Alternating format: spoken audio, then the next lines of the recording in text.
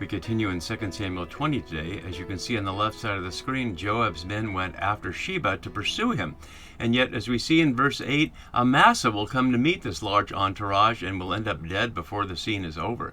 So one of the things we need to be looking at here is the character of Joab, whom David seemingly replaced with Amasa to head the army in order to placate the Israelites, that he wouldn't kill them all. And by bringing Absalom's general Amasa into his leadership, that seemed to suggest to the Israelites that they were welcome.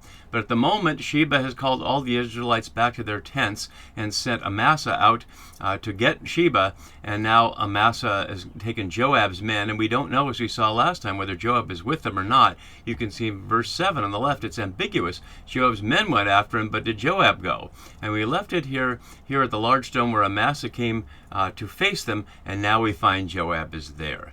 So in this scene, Joab kills Amasa. I hope that's not a spoiler alert for you. You can see it on the right side of the screen in the structure of the large chiasm that makes up the chapter. As you can see when I zoom back out to see the sounding of the trumpet by Sheba calling for the rebellion, Joab blowing the trumpet to end the rebellion, the death of Amasa in the B part, the death of Sheba in the B prime part, and then here in the central part, people following Joab, showing that Joab is back in control. And as I was noting a couple of videos ago, if chapter 19 is about the restoration of David to the monarchy, chapter 20 is as much about the restoration of Joab to be head of the army. We've seen the contentious relationship between David and Joab and between the sons of Zeruiah, as we saw last time, and I'll bring up here again, where we saw 3 times after the death of Abner, David says, these sons of Zeruiah, are too violent for me. And at the time we noted that it's certainly in David's interest that Saul's then general, Abner, was killed, even though he'd come to David to try to make peace. Whether Joab didn't trust him or Joab didn't trust that Abner wouldn't replace him, similarly what we see Amasa here, we couldn't tell. Joab plays his cards close to the deck, and we never see into his head. We never hear exactly what he's thinking, but we certainly see what he does.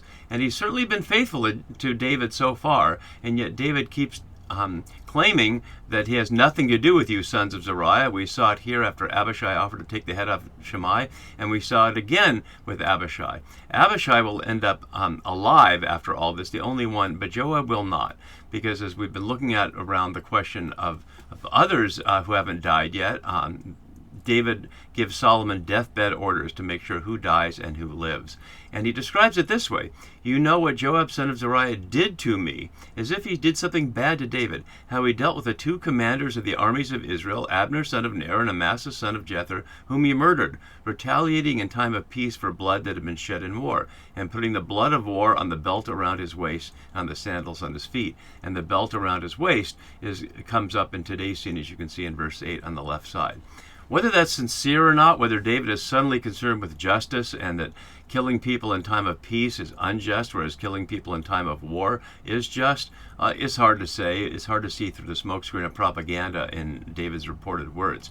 But in either case, it's not clear here whether Joab is killing Amasa simply out of jealousy, or because, as we saw a couple of verses earlier, when David had sent Amasa out to summon Judah, he delayed for no reason that's been specifically given. So he may well have known, as he knew with Abner, that perhaps Abner was insincere in his attempt to placate David and to reconcile with him, and perhaps Amasa similarly here. One of the differences, though, is they're reported to be cousins, as we'll see in just a moment. So will he kill his cousin? Yes, he will. There's no sense in that family would protect Amasa from Joab in this situation. So let's scroll back down to get into our passage, which today begins in the middle of verse B, middle of verse 8 in section B of it, and we'll continue following this on the right and the left sides as we see.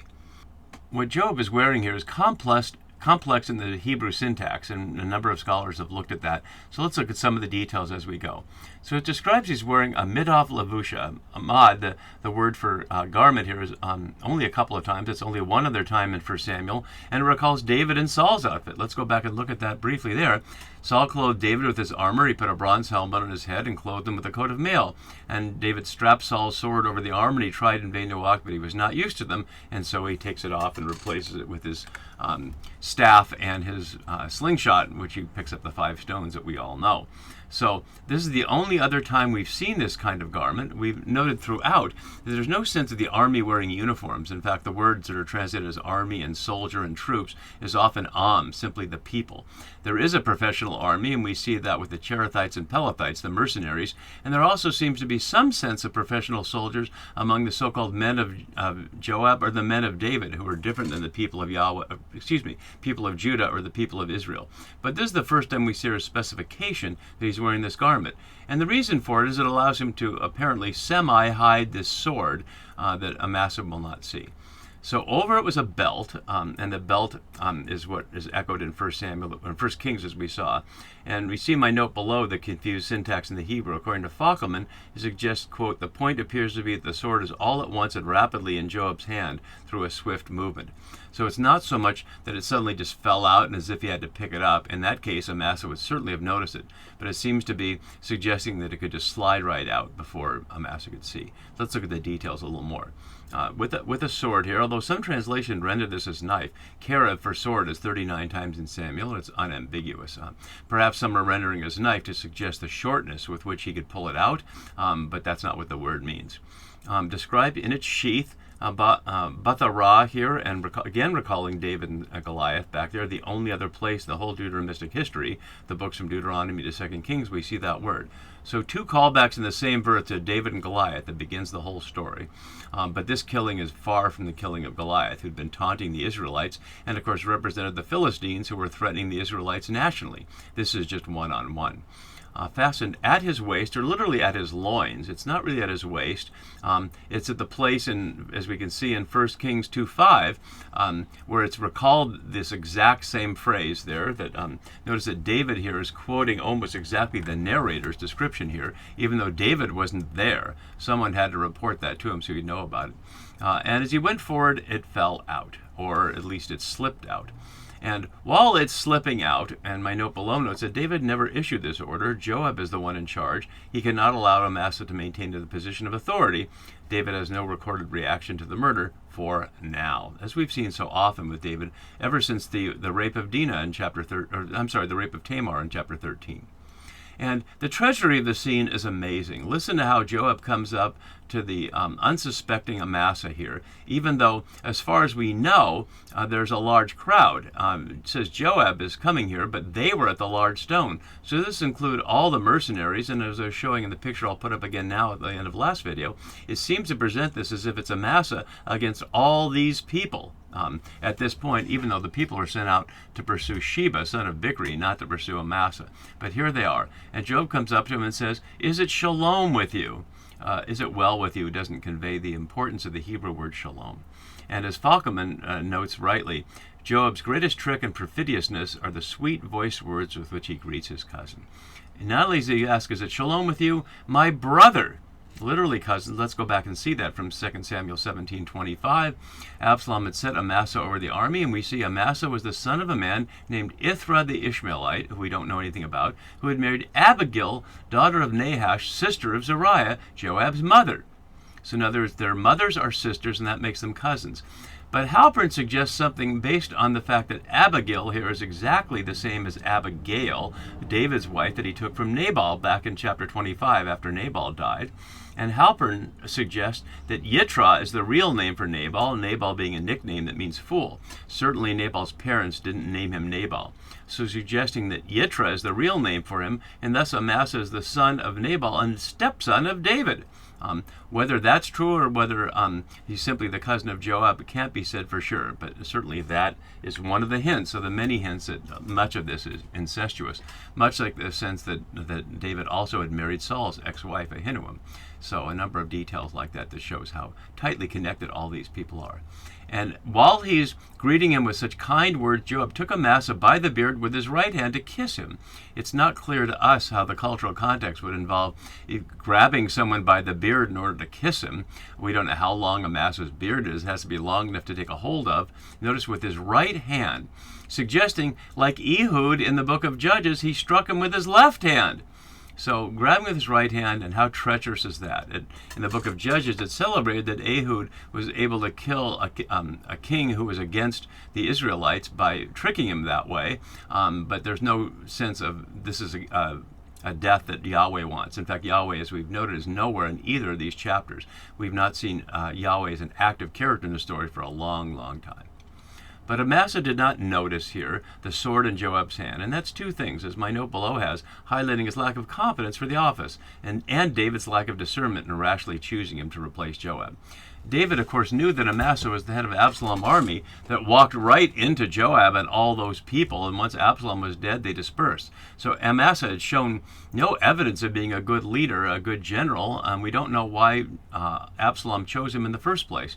But plainly, the wily Joab outsmarted Amasa very easily here and struck him in the belly, the Homesh, just as he did with Abner. That leads source-oriented scholars to suggest that this is a repetition of that, but I think that's tone-deaf to the literary structure of this, that it's framing the whole monarchy of David with Abner's murders of people that belonged to Saul or belonged to David's opponents, in this case Absalom, all connected with brother.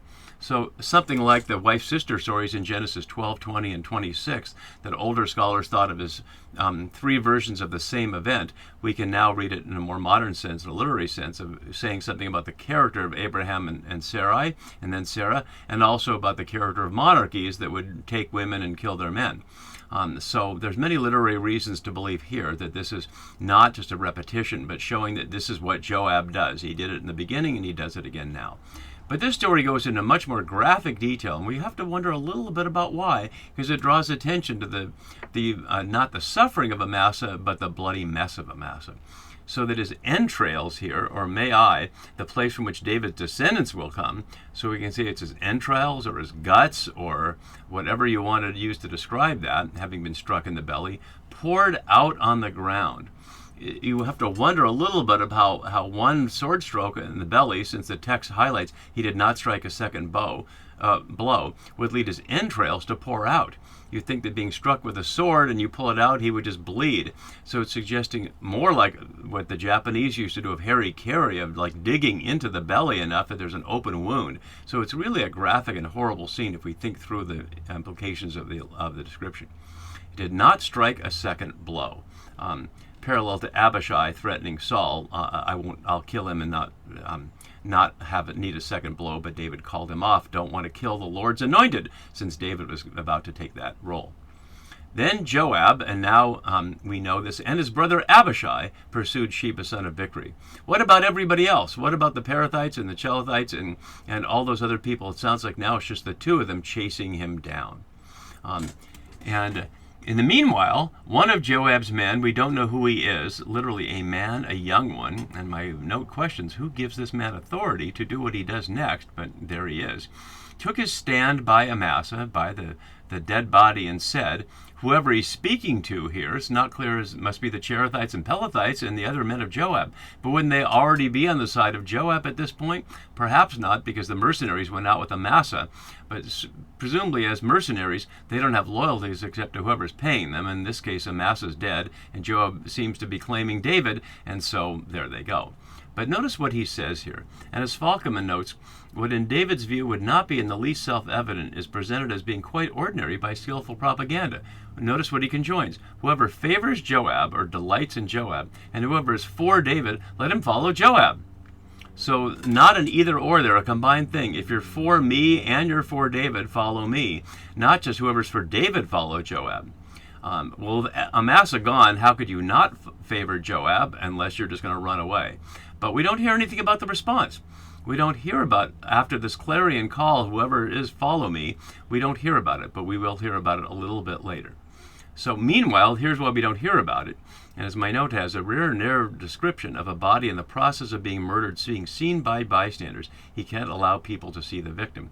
And notice it's like the kind of rubbernecking we have now when there's a traffic accident on one side of the freeway. The traffic on the other side of the freeway slows down because people can't help but look to see if there's blood or some kind of suffering.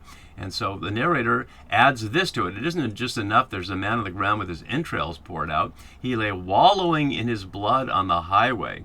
And the term for wallowing here is only here in one other time in Samuel, 18 times in the New Testament. But really quite the graphic image. Normally the word wallowing would mean that the person isn't dead, that they're lying, they're dying, and that their blood is pouring out. But we were already told that he had died back in verse 10. So it's simply after he's dead, his body is continuing to lie in the pool of blood. And then we hear the unusual word highway 3 times in this short sequence of 2 verses, and only one other time in Samuel. It's obviously not a highway the way we think of it, like that cars, of course, go down, but it could certainly be wide enough for chariots and things. In other words, a public path that people will be on, and that's what we experience here. And the man saw that all the people were stopping. But this scene was taking place, as far as we know, at the high stone in Gibeon, which would be, or the high place as the case may be. We don't know archaeologically about any kind of high stone of Gibeon, but there is the high place, as you can see here. And in 1 Kings 3, it'll say that Solomon's practice was to offer sacrifices there until the temple was built. And we certainly know that high places would be a natural place for people to either build a temple or an altar or to offer sacrifice, given the sort of cosmic perspective they have of being higher up. So if that's the case, it would be the highway to the high place that people are going by, which really raises it because people are going up there to offer sacrifices. There'd be no other particular reason to go up there. They're not just going up presumably to see the pretty view, although it is a pretty view. So the man saw that all the people, we don't know if these are unrelated people, just happen to be going down the road, or the people they were connected with, but they're all stopping or literally turning to look. It's turning twice, and I have that on this side here. So turning, since he saw that all who came by were stopping, notice the repetition there. The narrator tells us that happened. The narrator repeats exactly Amasa's perspective to emphasize it, so we hear it twice. So then he does this bloody thing. He carries the dead, bloody body of Amasa from the highway into a field and threw a garment over him. Notice the casual, disrespectful nature of what's happening, as if Amasa is just a lump of something. This is someone who's a cousin of Joab, who'd been the leader of Israel's army, at least for a temporary way, and as far as we know, he's never buried. Even though Saul and Jonathan's bones were in a bad place, and later we'll see that finally that David will take them back and put them in a proper place, we never hear again about Amasa's bones or anything that happened to him. And once he was removed from the highway, and note that the usual meaning of the word Haggah in the Niphal is to cause sorrow, so there's a nice play on words there. Once the cause of sorrow was removed, in a sense, once people could stop thinking about Amasa's death, all the people went on after Joab to pursue Sheba, son of Bichri. So the call of the anonymous person in verse 11 is responded to in verse 13, but not until the evidence of Joab's murder of what, as far as we can tell, is an innocent man, innocent in the sense he'd done nothing wrong to David, he'd done nothing wrong to Joab, and we know of no violence that he'd ever done, that he'd ever been involved in any kind of war setting wherever he killed anybody. But he's dead now and left to rot in the field with a garment over him, as far as we can see, while they go about the process of trying to plan another murder. Oh, these sons of Zeruiah, are they too violent for David, or are they just violent enough? We'll continue with that next time. See you then. Bye.